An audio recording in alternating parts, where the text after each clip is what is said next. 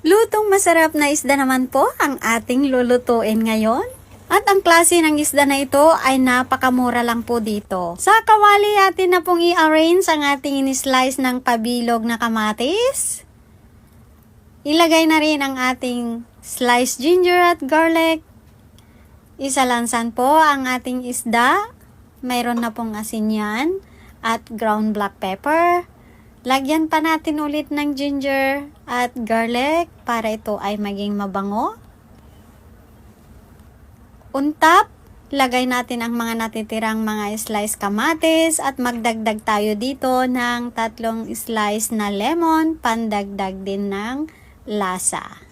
At dahil may nabili tayong fresh na okra, maglagay na rin tayo para kumplitos ricados na, may isda na at may gulay pa.